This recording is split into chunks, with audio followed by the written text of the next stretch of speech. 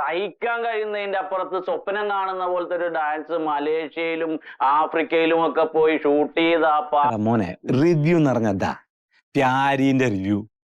എനക്കറിയോ ഒരു പടം അതെന്താന്ന് മനസ്സിലാക്കി അത് കാണുന്ന ആൾക്കാരുടെ മനസ്സിലുള്ള കാര്യങ്ങൾ മനസ്സിലാക്കി കൃത്യമായി പറയുന്നതാ. എന്റെ രാഘവണ്ണൻ എന്ത് കുന്താ പറയുന്നത്?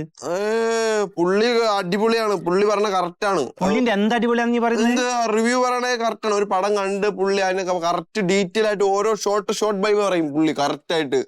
എന്താണ് സംഭവം നോക്കി കമന്റ്സിൽ മുഴുവൻ ഉണ്ടല്ലോ ആൾക്കാർ വന്നിട്ട് പൂര തെറിയാവും. അത് സത്യം പറഞ്ഞാൽ നിങ്ങളെ പോലത്തെ ഈ ശത്രുക്കളുണ്ടല്ലോ അവര് എന്ത് ശത്രു നോക്ക് എടാ ഈ ആകാശം നോക്കിട്ട് റിവ്യൂ പറയുന്നതൊന്നും വലിയ സംഭവമല്ല. പിന്നെ പുള്ളി പറഞ്ഞ എല്ലാം കറക്റ്റ് എന്നാ വിചാരം. ആൾക്കാർ പടം കണ്ടിട്ട് കമന്റ് ചെയ്യുന്ന അല്ലാണ്ട് വെറുതെ ആടെ ഇവിടെ നോക്കിട്ട് പറയുന്ന നല്ലത്. നമ്മളാളും അങ്ങനെയൊക്കെ തന്നെ.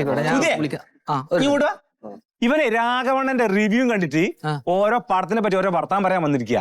പ്യാരി എന്താ അസലായിട്ട കാര്യങ്ങൾ പറയുന്നത്? പ്യാരി പറഞ്ഞ ഏതെങ്കിലും തെറ്റിക്കോ?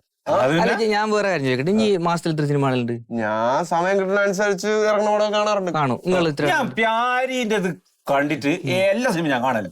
ഞാൻ അങ്ങനല്ല, ഞാൻ എല്ലാ സിനിമയും കാണുന്ന ഒരാളാ. അത് നിങ്ങൾ ഈ പറഞ്ഞ പ്യാരിന്റെയോ അല്ലെ രാഘവേട്ടന്റെയോ മറ്റേ റിവ്യൂ മണ്ണാങ്കട്ടയും കണ്ടിട്ടല്ല. പ്യാരി പറഞ്ഞത് ശരിയാണോ തെറ്റാണെന്നല്ല ഞാൻ പറഞ്ഞത്. ഞാൻ എനിക്ക് ഇഷ്ടപ്പെട്ട എനിക്ക് കാണണം തോന്നിയ സിനിമകൾ ഞാൻ കാണാറുണ്ട്. അതിപ്പം ഭയങ്കര ഹൈപ്പ് ഉണ്ടാക്കിയ സിനിമകൾ ഉണ്ടാവും, അത് പോയി കണ്ടു കഴിഞ്ഞാൽ ഒന്നിനും പറ്റാത്ത സിനിമയായി മാറാറുണ്ട്. അതും പറയണല്ലോ. അതേ സമയം ഒന്നിനും കൊള്ളാത്ത സിനിമ എന്ന് പറഞ്ഞ സിനിമകൾ കാണാറുണ്ട്, അത് എനിക്ക് ഇഷ്ടപ്പെടാറുണ്ട്. അങ്ങോട്ടും ഇങ്ങോട്ടൊക്കെ ആവൂല ഒരു കാര്യം പറയുമ്പോൾ. നിങ്ങൾ ആൾക്കാരുടെ അഭിപ്രായം കേട്ടിട്ടല്ല പറയേണ്ടത്. നിങ്ങൾ രണ്ടാളും ഒരു സിനിമ കാണുക, എനിക്ക് നിങ്ങളുടെ അഭിപ്രായം രേഖപ്പെടുത്ത്, അതാ വേണ്ടി. അല്ലാണ്ട് വെറുതെ ഓരോരുത്തരുടെ ഈ അണ്ണന്റെ മണ്ണന്റെ എല്ലാം അഭിപ്രായം കേട്ടിട്ട് പടത്തിനെ നശിപ്പിക്കല്ലോ വേണ്ടി. എന്തെങ്കിലും പഠിക്കാരെ പോടാടുന്നു. നിങ്ങളാ വിളിച്ചത്, മര്യാദയ്ക്ക് പോയേ.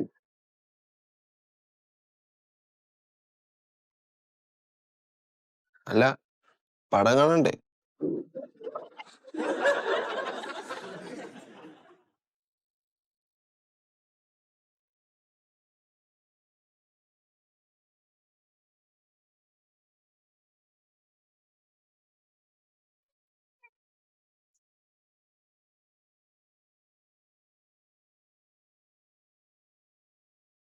ഞാനിപ്പോ ലൈവിൽ വന്നത് കുറെ കാര്യം പറയാനാണ്. ഞാൻ ചിലതൊക്കെ പറയുമ്പോൾ എല്ലാവർക്കും വലിയ ഇത് എന്നാ വല്ല തെറിയാലും വിളിക്കുന്നത്. എന്തിനാണല്ലോ തെറി വരിക്കുന്നത്? ഞാൻ കണ്ടാക്കേണ്ട ന്യായമല്ലേ പറയുന്നത്. അതുകൊണ്ട് എന്താ നിങ്ങളുടെ അഭിപ്രായങ്ങൾ അറിയാൻ വേണ്ടിയിട്ടാണ് ഞാനിപ്പോൾ ഇതുവരെ ചെയ്ത ഇതിനെക്കുറിച്ചുള്ള അഭിപ്രായങ്ങൾ അറിയാൻ വേണ്ടിയിട്ടാണ് ഇന്ന് ഞാൻ ഈ ഫേസ്ബുക്ക് ലൈവിൽ വന്നിട്ടുള്ളത്. അപ്പം നിങ്ങളുടെ കമൻറ്റുകൾ എന്താണെന്ന് ഞാൻ നോക്കട്ടെ. വേറെ വല്ല പണിക്കും പോയിക്കൂടെയാണ്? നീ പറഞ്ഞിട്ടാ ഞാൻ പണിയെടുക്കുന്നത്. എപ്പം നീ പോടാ. ഞാൻ സത്യസന്ധമായിട്ടാ ഓരോ കാര്യം പറയുന്നു അല്ലേ? ഇതുപോലൊരു ദുരന്തം ഞാൻ എന്നാടാ നിനക്കൊരു ദുരന്താക്കിയത്? ഞാനുള്ള കാര്യമല്ലേ പറഞ്ഞേ. സിനിമ മോശമാന്ന് പറയും, നല്ലതാണെങ്കിൽ നല്ലത് പറയും. കണ്ടാക്കണ്ട ന്യായം അന്നേരം പറയുന്നല്ലേ ഞാൻ.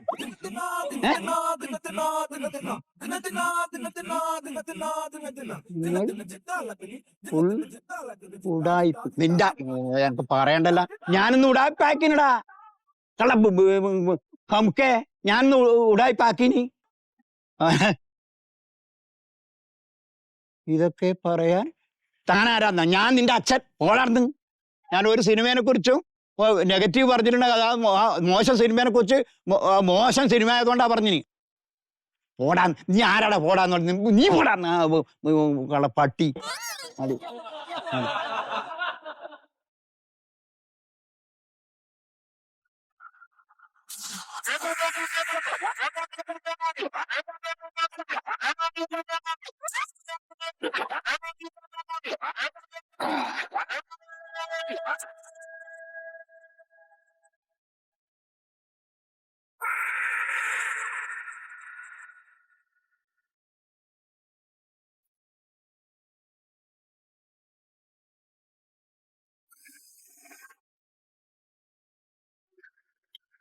എത്ര ആലോചിച്ചിട്ട് എനിക്ക് പിടുത്തം കിട്ടുന്നില്ല. എങ്ങനെ നമ്മളെ പടം ഇങ്ങനെ പൊട്ടിപ്പോയത്? ആള് കയറിയില്ല, അതാണ്. 40-40 വർഷം ഗൾഫിൽ കിടന്ന് അധ്വാനിച്ചുണ്ടാക്കിയ കാശ് മുഴുവൻ കൊണ്ടുവന്ന് സിനിമയിൽ ഇറക്കിയിട്ട് എന്തെങ്കിലും ഒന്ന് കിട്ടണ്ടേ? എന്തെങ്കിലും ഡിസാസ്റ്റർ ആയിപ്പോയി. എന്താ ദുരന്തമായി പോയി എന്ന് പറയായിരുന്നു സാർ. സാറേ ഞാൻ എന്റെ ബ്രില്യൻസ് മുഴുവൻ ആ പടത്തിലേക്ക് കൊണ്ടുവന്നിട്ടുണ്ട്. ഒലക്ക എന്നിട്ട് എന്തോ ഉണ്ടായിന്ന് പറ. മൊയ്തി സാറേ, ഇപ്പൊ പടം എന്തായാലും പൊളിഞ്ഞു. ഇത് വല്ല പാലോ വല്ല കെട്ടിടമോ ഒക്കെ ആണെങ്കിൽ നമുക്ക് രണ്ടാമത് പുതുക്കി പണിയാം പൊളിഞ്ഞതിനെ. ഇപ്പൊ സിനിമയാണ്, ഇതൊന്നും ചെയ്യാൻ പറ്റില്ല. അത് പോയത് പോയി. അതെ സാറേ, എന്റെ ബ്രില്യൻസിനനുസരിച്ചുള്ള പ്രേക്ഷകർ സിനിമയ്ക്ക് കയറിയില്ല എന്നുള്ളതാണ് വസ്തുത. നിന്റെ ബ്രില്യൻസ് കാരണം ഇപ്പൊ ഈ റിസോർട്ടും കൂടി പണയം വെക്കണ ഗതികേടിലാണ് ഞാൻ നിൽക്കുന്നത്. നിന്റെ ബ്രില്യൻസിന്റെ പ്രേക്ഷകർ ആരാ? ഞങ്ങൾ വിളിച്ചോണ്ടോ? കുറച്ച് നിലവാരമുള്ള പ്രേക്ഷകർ വരണമായിരുന്നു. അത് കൊണ്ടുവരണം. തന്റെ പടം ഇറങ്ങുമ്പോ വരണം. അത് പബ്ലിസിറ്റിയാണ് നമ്മുടെ പ്രശ്നമായത്. മൊയ്തി സാറേ, എന്തായാലും വരുമ്പോ ആരെങ്കിലും മണ്ടയ്ക്ക് ചാടില്ല. ഇല്ല അത് സാറ് കേൾക്കണം. എന്റെ വീട്ടിൽ നിന്ന് ടൗണിലേക്ക് 10 കിലോമീറ്റർ ദൂരമുണ്ട്. ഈ 10 കിലോമീറ്റർ ദൂരത്തിൽ ഒരു മതിലിൽ പോലും നമ്മുടെ സിനിമയുടെ പോസ്റ്റർ ഇല്ല. മൊയ്തി സാർ അത് പറയരുത്. ഞാൻ നിങ്ങളുടെ വീടിന്റെ അവിടെ ഫുള്ള് ഒട്ടിച്ചാണ്. അപ്പം നിങ്ങളെ ആരെങ്കിലൊക്കെ തന്നെ വലിച്ചേറി കളഞ്ഞിട്ടുണ്ടാവും. അതെ, നിങ്ങളിപ്പോ പരസ്പരം പഴിയാരിയിട്ടൊന്നും ഒരു കാര്യമില്ല. കാശ് ചെലവായത് എന്റെ കാശ് മുഴുവൻ പോയി കിടക്കുക. ഇപ്പൊ ഇത് തിരിച്ചു വരാൻ വല്ല മാർഗമുണ്ടോ? അല്ലെങ്കിൽ അത് എന്ത് ചെയ്യണം? അതിനെ കുറിച്ച് പറ. OTT ഇറങ്ങട്ടെ, നമ്മളെ പടങ്ങൾ ആൾക്കാർ ഏറ്റെടുക്കും.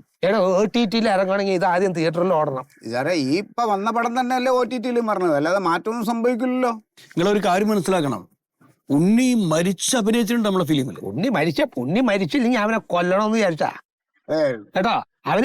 അവന് ഈ പ്രമോഷന്റെ ഭാഗമായിട്ട് നടന്ന പ്രസ് മീറ്റിംഗിൽ അവൻ സംസാരിക്കുന്ന കേട്ടിട്ട് അവന്റെ ആണപ്പല്ല് അടിച്ചു കൊടുക്കണമെന്ന്. സാറ് പറഞ്ഞ കറക്റ്റാ. ഈ ഉണ്ണി ആ പ്രസ് മീറ്റിൽ കുറച്ചുകൂടെ നല്ലതായിട്ട് പത്രക്കാരോടും ചാനലുകാരോടും ഇടപെട്ടിരുന്നെങ്കിൽ നമ്മുടെ പടത്തിന് ഇങ്ങനെ ഒരു മോശം ഇത് വരില്ല. എങ്ങനെ പെരുമാറും? അത്രയും പ്രകോപിതരാക്കിയില്ലേ നമ്മുടെ ചാനലുകാര്. പിന്നെ ചോദിക്കേണ്ട ചോദ്യങ്ങളാണ് ഉണ്ണിയോട് ചോദിച്ചത്. ചാനലുകാർ എന്ത് ചോദിക്കുന്നു പറഞ്ഞാൽ അതിന് മറുപടി അറിയാൻ നിൽക്കല്ല. നമ്മൾ ഇത്രയും കാശും ചെലവാക്കി ഒരു പടം റിലീസാവാൻ നിൽക്കുന്നു. അപ്പൊ അതിനനുസൃതമായിട്ട് എന്തെങ്കിലും സംസാരിക്കാന്നല്ലാതെ ചാനലുകാരോട് തട്ടി കയറാൻ പോവുകയാണ്. സാർ ഒരു കാര്യം സാർ മനസ്സിലാക്കണം. ഇത്രയും തിരക്കുള്ള ഒരു ആർട്ടിസ്റ്റ് എന്നോടുള്ള കമ്മിറ്റ്മെന്റിന്റെ പേരിലാണ് നമുക്ക് ഡേറ്റ് തന്നത്. 2 വർഷം കാത്തിരുന്നിട്ടാണ് നമുക്ക് ഉണ്ണിയുടെ ഡേറ്റ് കിട്ടിയത്. ഈ പടം ഇറങ്ങിയ ഒരു പുള്ളിയുടെ കുറെ ഡേറ്റ് ഫ്രീ ആയിട്ടുണ്ട്. ഓക്കെ പറഞ്ഞിരുന്ന പല നിർമ്മാതാക്കളും പിന്മാറിയിട്ടുണ്ട്. സാറിന് വേണമെങ്കിൽ ഒരു പടം കൂടെ ചെയ്യാൻ പുള്ളി. അതെ, മന്മഥൻ അങ്ങനെ അധിക്ഷേപിച്ച് സംസാരിക്കരുത്. നിരവധി ഹിറ്റുകൾ ഉണ്ടാക്കി തന്നൊരു നടനാണ് ഉണ്ണി. അയാളെ കുറിച്ച് അങ്ങനെ പറയാൻ പാടില്ല. അതൊക്കെ വലിയ വലിയ ഡയറക്ടേഴ്സിന്റെ നല്ല ഡയറക്ടേഴ്സാണ് അയാളെ വെച്ച് പടം ചെയ്തത്. പിന്നെ എന്തുകൊണ്ട് സാറിന്റെ പടം ഹിറ്റായില്ല പുള്ളി അഭിനയിച്ചിട്ട്? സാറേ, എനിക്ക് എന്റെ പടത്തിൽ നല്ല വിശ്വാസമുണ്ട് സാർ. തനിക്ക് വിശ്വാസം ഉണ്ടെങ്കിൽ ഇതാ ഒരു കാര്യം ചെയ്യും. എനിക്ക് ചിലവായ കാശ് മുഴുവൻ ഇങ്ങോട്ട് തന്നിട്ട് തന്റെ വീട് വിറ്റിട്ട് അതിന്റെ കടന്നു തരും. അല്ല, സാർ ഒരു കാര്യം ആലോചിക്കും. ഇപ്പൊ നമ്മുടെ വർമ്മയുടെ വരവ് കണ്ടിട്ട് പ്രിവ്യൂ കണ്ട ആളുകൾ എത്ര നല്ല അഭിപ്രായം പറഞ്ഞിരിക്കണം. വെറുതെ വിളിച്ചു വരുത്തി സിനിമ കാണിച്ചു കൊടുക്കുമ്പോ ആ തെണ്ടികൾക്ക് എന്തും പറയാം. മാത്രമല്ല, പ്രിവ്യൂ കാണാൻ വന്ന അത്രയും സാറിന്റെ ബന്ധുക്കളാണ്, കുടുംബക്കാരും അയൽവക്കക്കാരും ഒക്കെ ആയിരുന്നു. ഇനിയിപ്പോ അതൊന്നും പറഞ്ഞിട്ട് കാര്യമില്ല. ഇതിപ്പോ എന്ത് സംഭവിച്ചു, ഇതിന്ന് ഇനി ഈ പടത്തിനെ രക്ഷപ്പെടുത്താൻ എന്ത് ചെയ്യാം, അതിനുള്ള വഴി അത് പറ. സാർ, എനിക്ക് തോന്നുന്ന ഒരു കാര്യം, നെഗറ്റീവ് റിവ്യൂ ഒരുപാട് വന്നിട്ടുണ്ട്. എങ്ങനെ നെഗറ്റീവ്? നമ്മളെ പടം മോശമാണ്, നേരത്തെ കൂട്ടി നമ്മളെ പടത്തെ അധിക്ഷേപിക്കുന്ന രീതിയിലുള്ള ചില റിവ്യൂസ് വന്നിട്ടുണ്ട്. അത് ശരിയാണ്.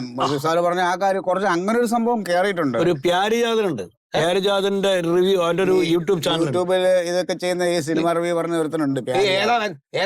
എനിക്കറിയാം. സിനിമയ്ക്ക് ഇങ്ങനെ തന്നെ സാറേ അറിയോ? എനിക്കറിയാം. എന്നാ വഴിയുണ്ട്. കോടികളെ ഇറക്കി ഇവിടെ ഒരു സിനിമ എടുക്കുമ്പോ ഏതെങ്കിലും ഒരു കോന്തം വന്ന് കണ്ണി കണ്ടു വളർത്തട്ടെ. ഈ പൈസ നഷ്ടപ്പെടുത്തി ഒരുതരം തൂക്കുമരത്തിലേറ്റാനുള്ള പരിപാടിയാണ് അവന്റെ ഒക്കെ. എങ്കിലും അതിന് വഴിയുണ്ട്. ഈ കാശ് ഇറക്കിയത് തിരിച്ചു കിട്ടാനോ ഞാൻ അവന് നേരെ കേസ് കൊടുക്കും. അവൻ മാത്രമല്ല, അവനെ പോലെ ഒരുപാട് യൂട്യൂബേഴ്സ് ഉണ്ട്, അവരൊക്കെ പിടിക്കണം. ഹായ് ഗൈസ്, പ്യാരി ഫിലിം റിവ്യൂവിലേക്ക് വീണ്ടും സ്വാഗതം. ഇന്നലെ പുറത്തിറങ്ങിയ പ്രകാശന്റെ ലുങ്കി എന്ന സിനിമയെ കുറിച്ചാണ് എനിക്കിന്നിവിടെ പറയാനുള്ളത്. ഞാൻ ഇന്നലെ പ്രകാശന്റെ ലുങ്കി ഫസ്റ്റ് ഷോ തന്നെ കയറി കണ്ടു. വളരെ ഫാമിലി എന്റർടൈനറായ മനോഹരമായ ഒരു സിനിമയാണ് പ്രകാശന്റെ ലുങ്കി. ധൈര്യസമേതം നമുക്ക് ടിക്കറ്റ് എടുത്ത് ആ സിനിമ കാണാൻ സാധിക്കും. പുതിയ എഴുത്തുകാരനും പുതിയ സംവിധായകനും പുതിയ നടന്മാരുമൊക്കെ അഭിനയിച്ചുകൊണ്ട് ഒരു ചെറിയ ബഡ്ജറ്റിൽ ഒരു മനോഹരമായ ചിത്രമാണ് പ്രകാശന്റെ ലുങ്കി എന്ന പേരിൽ ഒരുക്കിയിരിക്കുന്നത്. ഇത്തരം പടങ്ങൾക്കാണ് നമുക്ക് പിന്തുണ കൊടുക്കേണ്ടത്. പിന്നെ എടുത്തു പറയാവുന്ന ഒരു നെഗറ്റീവ്, ഇടക്കിടക്കുള്ള കട്ടുകൾ നമ്മുടെ സ്റ്റോറി ടെല്ലിങ്ങിനെ ബാധിക്കുന്നുണ്ടോ എന്നൊരു സംശയമുണ്ട്. അതുപോലെ ക്യാമറ ടെക്നിക്കും ഗിമ്മിക്കും ഒക്കെ ഇത്തിരി കഥയെ വിഴുങ്ങുന്ന രീതിയിലായിപ്പോയോ എന്ന് എനിക്ക് തോന്നി. എന്നിരുന്നാലും ടോട്ടലി പറയുകയാണെങ്കിൽ വളരെ മനോഹരമായ ഒരു കൊച്ചു സിനിമയാണ് ഈ പ്രകാശന്റെ ലുങ്കി എന്ന സിനിമ നമുക്ക് സമ്മാനിച്ചിരിക്കുന്നത്. അപ്പൊ അടുത്ത ഒരു പടത്തിന്റെ റിവ്യൂമായി നമുക്ക് വീണ്ടും കാണാം. Okay guys. എന്താ വെച്ചാ എന്ത് വായിച്ചു നോക്ക്.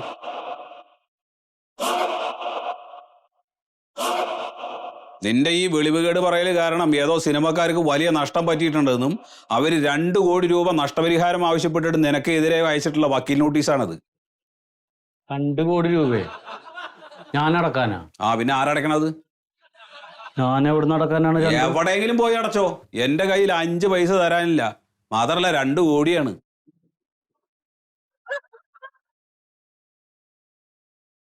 ഇതെന്തു പെണ്ണ് കാണാൻ പോയിട്ട് പെണ്ണിനെ ഇഷ്ടപ്പെടാണ്ട് അച്ഛൻ വക്കീൽ നോട്ടീസ് വിട്ട പോലെ പോലത്. ഹായ് പ്രിയപ്പെട്ടവരെ, നമസ്കാരം. സലീമാണ്, മറിമായത്തിലെ പാരിജാതൻ. പ്രേക്ഷകരുടെ ഇഷ്ട പ്രോഗ്രാമായ മറിമായത്തിന്റെ തുടക്കം മുതൽ ഇന്നേ വരെയുള്ള എപ്പിസോഡുകൾ നിങ്ങൾക്കിനി മനോരമ മാക്സിൽ തീർത്തും സൗജന്യമായി കാണാം. എല്ലാവരും കാണുക, സപ്പോർട്ട് ചെയ്യുക.